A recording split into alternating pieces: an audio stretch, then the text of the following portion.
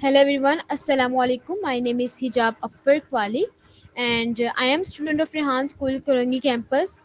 So today's we have a very honorable and grateful guest whose name is Sir Alexander. So let's hmm go and about himself and about him life journey. So welcome to our guest. Hello sir, how are you? Um, Feeling great, and of course, I'm also saying hi to all of your viewers from Slovenia, Europe. Um, the day just started. It's like 11 o'clock here in the still kind of a morning feeling. The sun is up, and I'm anxious to get out and enjoy the day. But before I do all of that, I'm going to enjoy this interview. Um, I have done plenty of things in my life, so I guess I'm anxious to hear what are you going to ask me today. Okay, so my first question from you. What Mhm. inspired you to become a technology freak? Why do I like technology? Because it's my personal opinion that humans we started to develop. We are different from, let's say, animals just by using technology or things that surround us for our own benefit. Like in the earliest communities of humans, they first started to make a fire by using stones, etc., to hit stone against the stone to create a spark, to create the fire. And that is like the first early usage of technology. And then we moved further ahead. Uh, let's say one big step ahead was when we started to use the wheel, because once the wheel was invented, we were able to make a cart or a vehicle, etc. And then, let's say, when we started to make things to write, like to develop writing, uh, we chiseled into the stone like letters, so that all the people that lived afterwards were able to see for themselves what was happening. And then also, let's say, uh, when we started to print books, because that really extended our knowledge. And moving forward, all the days till these days, of course, with the side notions, with the warning that you should not solely rely upon technology to solve your problems that you have in the day.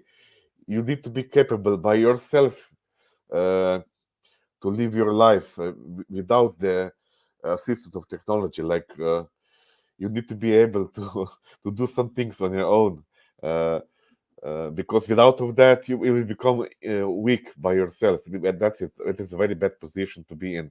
uh, and I'm like a curious person, so I whenever I'm talking to somebody and they ask me questions, I also give a good answer, and I also ask questions on my own to see what is going on your side or the other speakers side of things.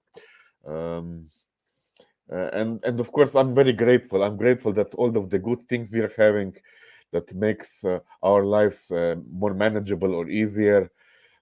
So I don't have to rely on myself to do the basic things. I can do some other things like spiritual things, because I have extra time in my life now to spend my time doing more noble things. Uh, that's my basic point I'm making here. That's awesome. Thank you for your answer. Mhm. So, my next question from you: how did you become a digital world a native? Uh-huh.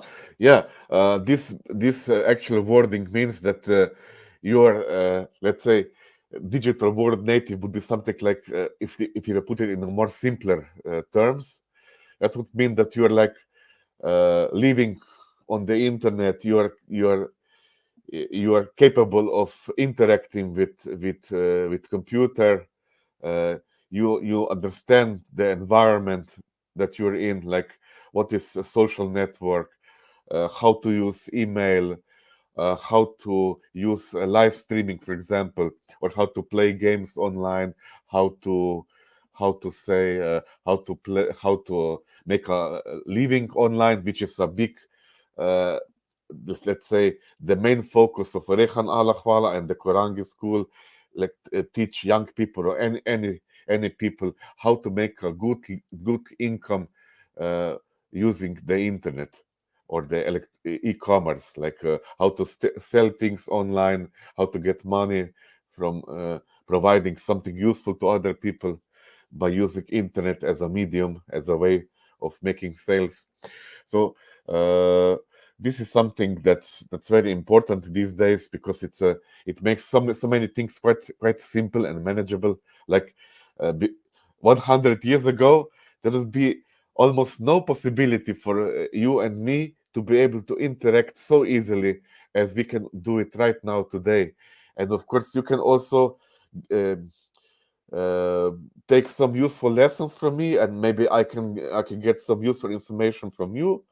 Uh, and this makes the whole world, or our all communities, much better, uh, much easier to make a good living, let's say, you know.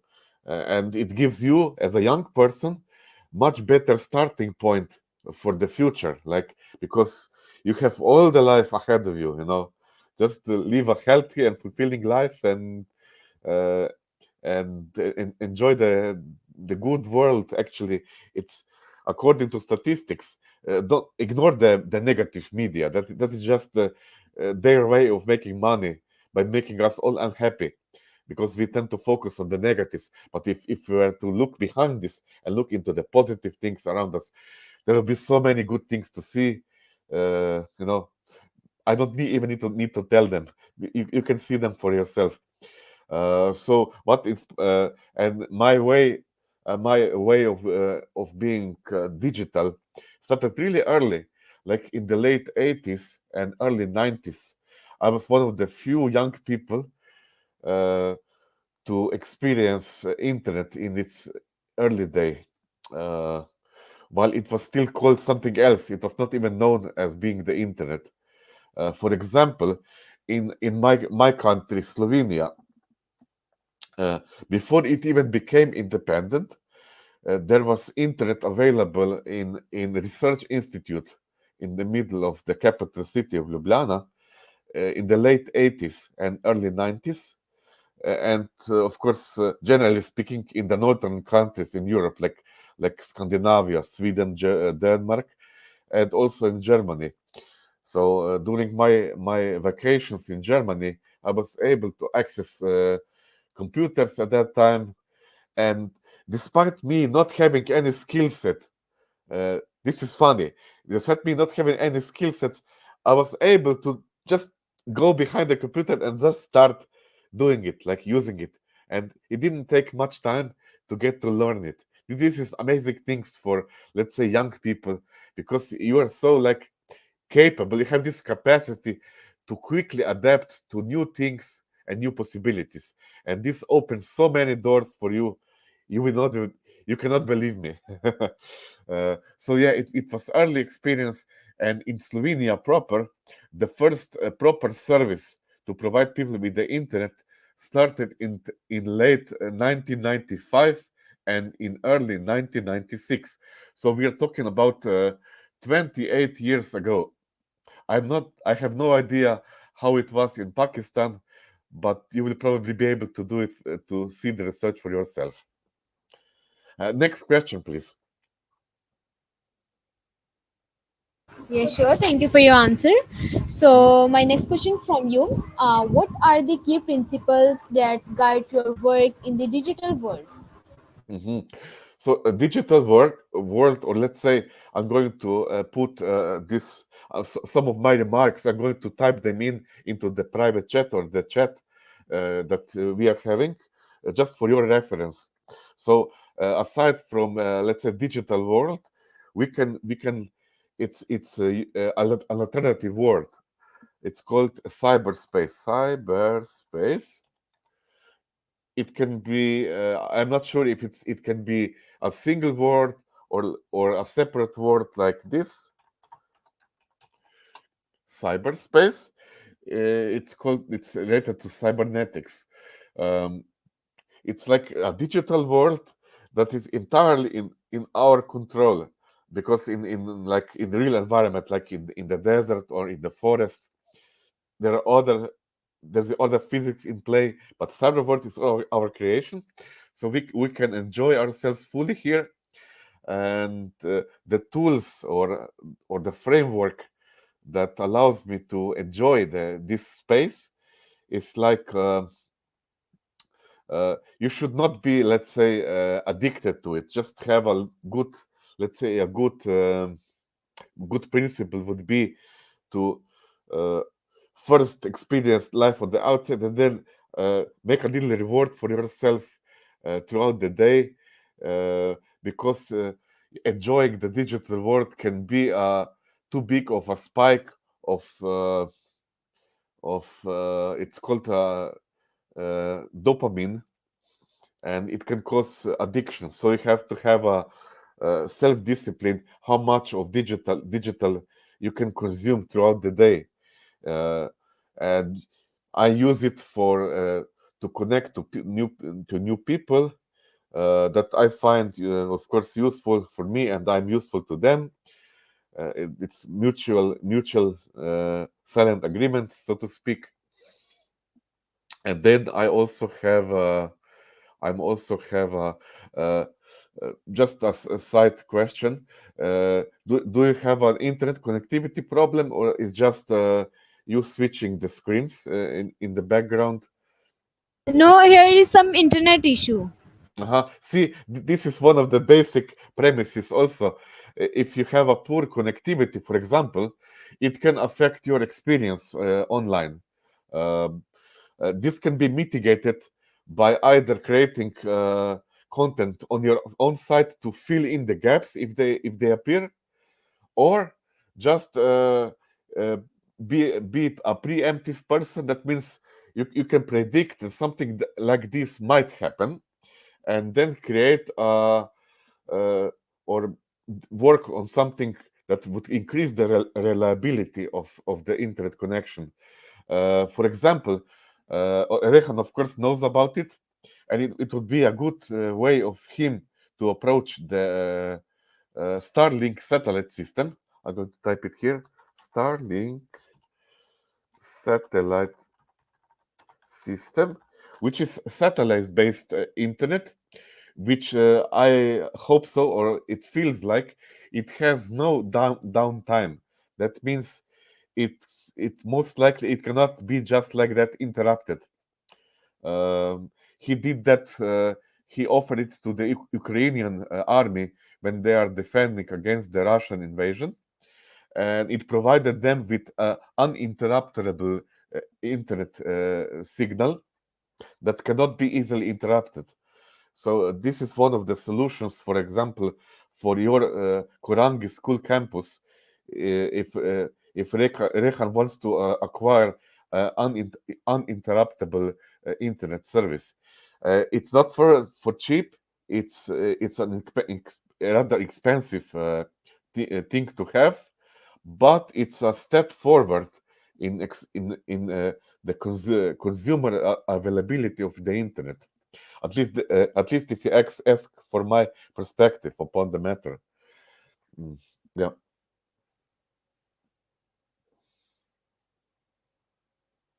Okay, so thank you for sharing me solution of hmm this problem. So my next question from you: how do you stay updated with the latest technological advancements? hmm yeah. Uh, Nowadays, of course, the primary tool is the internet, but of course, it's not the sole tool you can use. Uh, let's say we divide it upon the premise online versus offline activities. So I'm typing this in. Uh, the online is pretty clear. That means the primary source, in my perspective, is YouTube videos, or let's say AI and high tech influencers. Okay, influencers. If I make a typo, from time to time, I'm sorry, but due to our constraints of our interview, I have to type faster. So I'm following two or three YouTube influencers on the field of artificial intelligence, which is now something that is of the most importance in the technological field, because it's a so-called KET, that is a so-called key enabling technology. That means it's a technology that will or does affect everybody and everything in this world. It's called, so that's why it's called key enabling technology, because it creates a before and after effect. That means before having this, we were doing things on this way, and after having this, after acquiring this, we will all be doing things a little bit different, hopefully better. Um, because some people are going to be using according to their own principles. Some are very nice people and they're going to use it for nice things, and some are not so nice people and they might be not be using it for the best of things. But this is not for me to judge. I'm going to try it for my best and everybody's benefit. So YouTube videos, and in YouTube itself, you can either skip to most important sections, because most of those influencers, they separate their videos into sections, and you can look up the sections in the videos according to your preferences. Let's say he has something like an intro, so you can skip the intro because you already know the guy or his topic. You can go straight to the important things, and then among those things you can select the niche that you are specifically interested in, that's relevant to you, and you can just skip everything else. So instead of listening to, let's say, 15 minutes video, you can just listen to 3 minutes of this video and you are done, and you have learned your lesson. Because time is a good factor in our life. We are given, God gives us just 24 hours every day. Here you go, use it to your best knowledge. So time is something that we all started to prefer not to waste. I guess we can agree upon that, you and me. Time is the ultimate limit, so we tend to use it at the best we can. And also, aside from cutting short the videos, you can also use artificial intelligence tools that analyze the video and just take out the key outtakes for you, like in a bullet point list. So if you trust the technology, some do, some don't. That one can make it even shorter for you. Just make the key outtakes. You can take it for yourself, and you don't even need to bother with the entire video. That some tools like that are like Blinkist. Let me type it properly. Blinkist tool. That one can really make it fast to learn upon things. Mm, and there are some other, like let's say, following certain specific developers or computer guys, or just influencers in this niche on Twitter, or now it's called the X, Twitter, or now called X. That depends on your age. I'm not sure if any of these platforms allow, let's say, underage people to become fully fledged members. I'm not sure about that. I don't have a young child myself. If I had a young child, I would keep the child out of the internet, because it's not so nice place for young people. They can be influenced by a lot of negative things. I'm not going to name them specifically, but you are probably aware what those negativities are. uh, and there is also, let's say, a Reddit network. Reddit is very technical, and certain areas of Reddit also carry a lot of detailed information about technological advancement. Everything else, let's say, Facebook has become really like, let's say, you need to know why you're using it. If you're just using it to spend time, it's a really bad area to be in, according to my perspective. Rehan, of course, he uses it to talk to everybody, because everybody is basically over there, you know. Uh, Also, let's say, for professionals, like you are trying to be with doing these interviews, there is also going to be LinkedIn is going to be a good network to network just for uh, business, or business networking, or business interest, because it's really friendly. Nobody is speculating over there. They're just trying to sell themselves professionally. They or polish their landing page on LinkedIn, stating their experience, life and work experience. So it's really nice network to be in.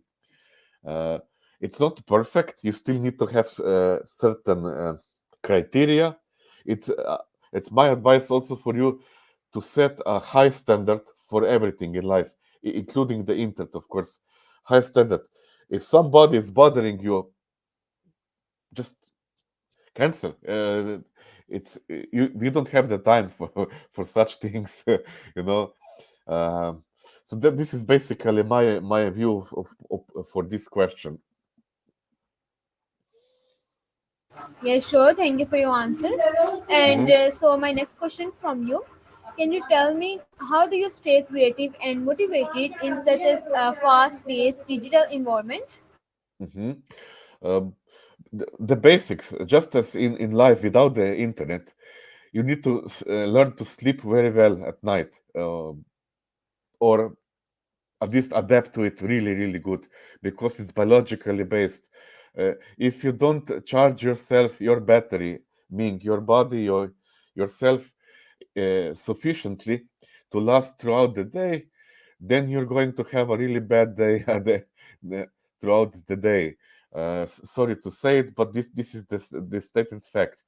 And being online, for example, it also takes a really good, clear mind to be on top of the matters, so to speak. Uh, so it's the same premise. You need energy to be capable of experiencing life offline and online effectively, and then it becomes the self-discipline. That means not to get addicted to being online throughout the day, playing games 10 hours per day and having no really serious purpose. That is not really the main thing you want to have. uh, and then it's also like criteria, like network. For example, Facebook allows you to have up to 5,000 people onto your personal accounts as friends. That means that they can see whatever you're typing, uh, and connect to you personally by personal messages, etc.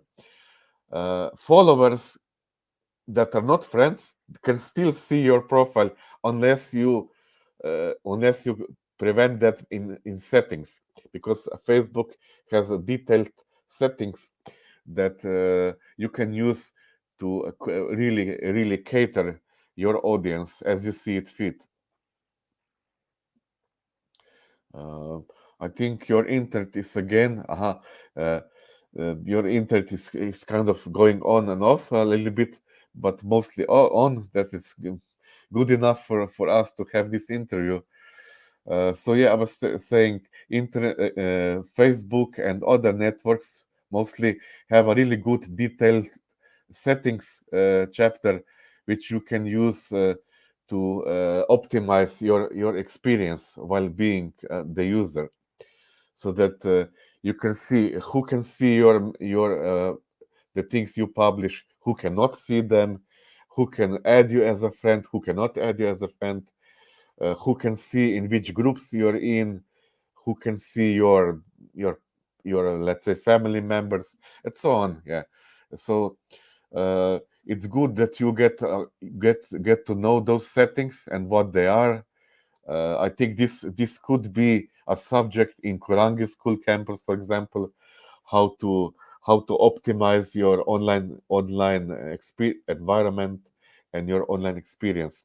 That is a really good subject to learn, and how to um, stay anonymous on the internet, how to how to uh, how to experience internet while still being a private person. Let's say that you don't share too much information with just everybody, because not that many people are aware that internet is in basically very public space, and it can backfire for some people if they're too talkative or too open about their personal life. Not many, if even anybody, should know about our personal preferences, so to speak. Yeah. So this is what I wanted to stress by answering this question.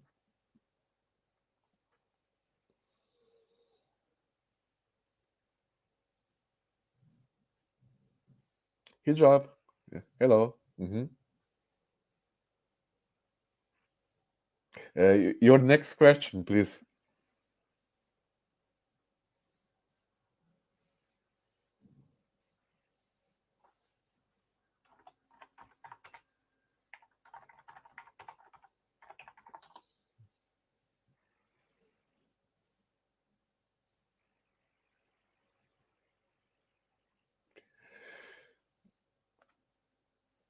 Okay, well, in that case, I'm going to continue. You will eventually come back online. Uh, so Facebook was started in 2004, and it didn't took that much time to go international. I started using Facebook, uh, and my close friend invited me to say, "Look at this! This is a new thing in our country." So I said, "Well, well, yeah, I guess because at that time, before Facebook, there was a different something like a social network. It was called, I think, MySpace, and MySpace was a predecessor of Facebook, and it was, if you look at it from today's perspective, it was really basic and quite quite dumb, but I still had it just for the fun of it, because I cannot help myself. I wanted this experience, that yeah, let's have a MySpace account, and I have it for a year, 2 years, 3 years, and then this Facebook shows up, and it's better. So of course we always say, okay, I have this, but it's not good, and there is something new and it's better.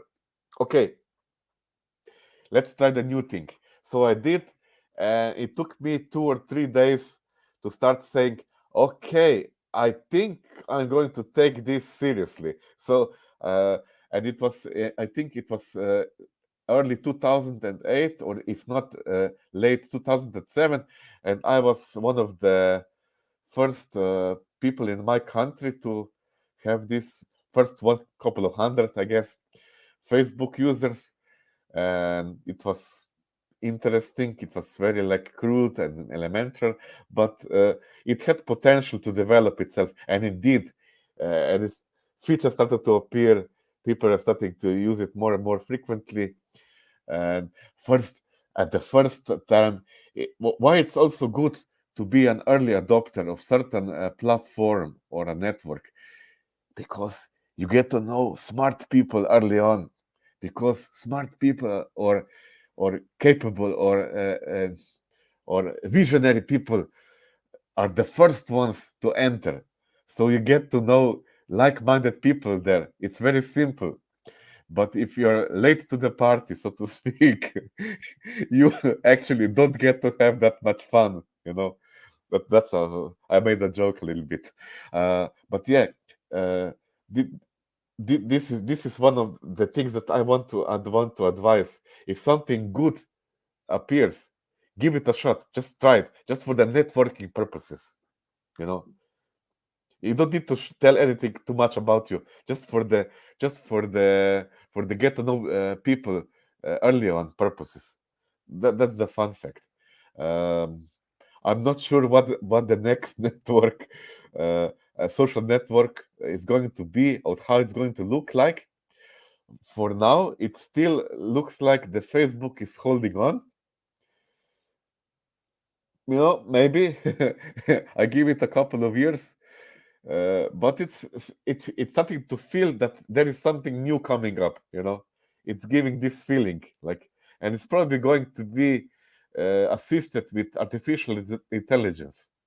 You know, this is just something that I see, according to me, something socially, but with lot of smart internet things, and also robots. Yeah, they're going to be attached to it just as well. Okay, next question.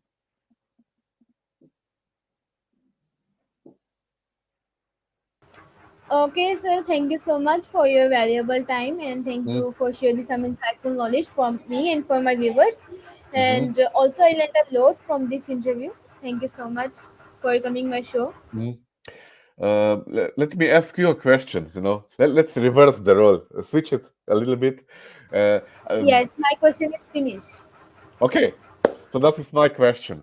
Uh, so, do you want to be, let's say, an internet interviewer? Do you want to have this interview grow into, let's say, a podcast series, or do you want to make it more like uh, a series of videos on YouTube and have a career as a YouTube content maker? What is your ambition for the next couple of years? What do you want to accomplish on the internet?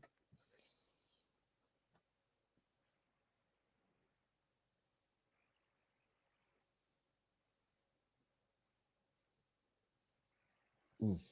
Maybe I should type it just to make it sure, because your internet is uh, really not really reliable at this moment.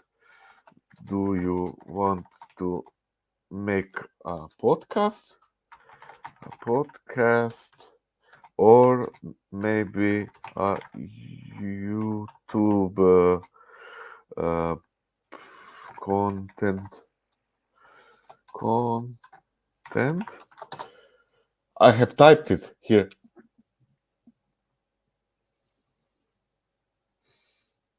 Because let's say, if I may, I'm going to describe a bit of a difference between the two terms. Podcaster is very like an opinion maker, very very direct, and he gets to have a guest usually, or let's say two or three guests. Yes, I Ah, see. I just see your question. So mhm. I want to conduct more interviews and podcasts. hmm So you would like to be a podcaster. Um, for example, I'm not sure about the, let's say, your country. For the Pakistan area, who are the top podcast makers, and how do they operate? I'm sure you're having plenty of them, and they are also very successful, because you have, let's say, and Pakistan is a very young country, not in years, but uh, the majority of your citizens are young people, so it's a wave that you can easily push forward, because my country is full of old people, and we're an old country. And let's say I'm 45 years of age, and I'm still kind of a young guy in my country. I'm not sure if my people are going uh, to be feeling good after I said this, but never mind. What needs to be said has to be said. Uh, so you're going to be riding on the wave of energetic young people that are surely going to adapt to this environment really fast. Uh, and it's a good way to make a living, because you will get to know the interviewer personally, because he usually has to come to the studio or something, or at least on an internet setting, and have an individual experience, like one-on-one experience. And of course, after the public side of the whole interview is done, you get to have a conversation, private conversation, one-on-one, where you can, let's say, share more insights, more experience, maybe get a favor or two done that will benefit you. And of course, this is beneficial. Aside from the obvious thing that you get followers, that you get, let's say, supporters, maybe also financial support, or you eventually overgrow the basics, and then you become a serious player in this subject. This allows you also to have a price list, let's say sponsors and financial supporters, backers. Uh, for example, yeah, okay. So as there are too many technical things at this point, you have said yourself there are too many technical issues. So we are going to wrap this. Of course, you can always write to me on Facebook if you have a specific question or need or you feel like you could use my advice. I would be available for that, of course. Uh, and of course, I'm very thankful for this experience. And of course, I think there is still Ramadan in Pakistan and in the world. I wish you a great experience of the holiday of Ramadan, Ramadan Kareem, to you and your viewers and to the Muslims around the world. I have co-workers that are Muslims and are, of course, celebrating these festivities themselves. Yes. Um, okay, so this would be my finish line. I hope you have a rest of the day that you have a great day, and of course, thank you for doing this. It's been a great experience. Not I don't mind occasional problems with the internet. Uh, so thank you again, and of course, uh, uh, cheers to Thank you so Pakistan. much. Mm,